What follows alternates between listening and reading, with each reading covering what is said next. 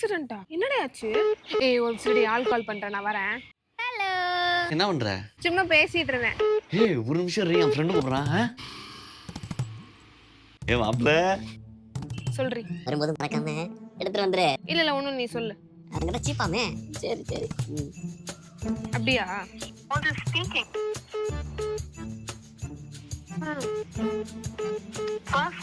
ஹாஸ்பிடல்லாம் போனே இல்லையா? என்ன சொன்னா? Bye bye. என்ன? சொல்லு என்ன கால் பண்ணிருந்த? ஒரு நிமிஷம் இருன்னு சொல்லிட்டு தானே போனேன். என் உன்னால வெயிட் பண்ண முடியாது. அதுக்குள்ள போய் கடலை போட்டானுமா? ஏன் நீ கூட தானே கடலை போட போனா நான் உன்னை கேட்டனா? நான் என் ஃப்ரெண்ட்ட பேச முடியும். முக்கியமான விஷயமா இருக்கும்டி. நான் கூட தான் உன்கிட்ட முக்கியமா சொல்ல வந்தேன். அவன் துபாயில இருந்து ஃபோன் பண்றான். அங்க டைம் வேற, எல்லாமே வேற. சரியா? அதுக்கப்புறம் எப்போ அவன்கிட்ட பேச முடியும்? அவனா கால் பண்ணும்போது தான் பேச முடியும். அதே மாதிரி தான் என் ஃப்ரெண்டுக்கும் வேலைக்கு போகணும், வீட்ல வேலை இருக்கு, அவன் லவரை பார்க்க போகணும். அவ குடுக்குற டைம்ல தான் நானும் பேச முடியும். நீ இப்ப என்ன பழி வாங்கணுமா உனக்கு? நான்லாம் பழி வாங்கலையே. நார்மலா ஒரு விஷயம் நான் பண்றத நீ வேணுக்குமே அதுக்கு வந்து ரிவெஞ்ச் எடுக்கிற பத்தியா? நினைச்சால இப்படி இரிட்டேட் ஆகுது.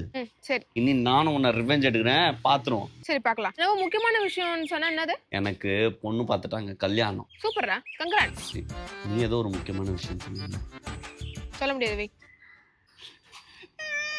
திரும்பி அவளே என்ன பழி வாங்கிட்டா.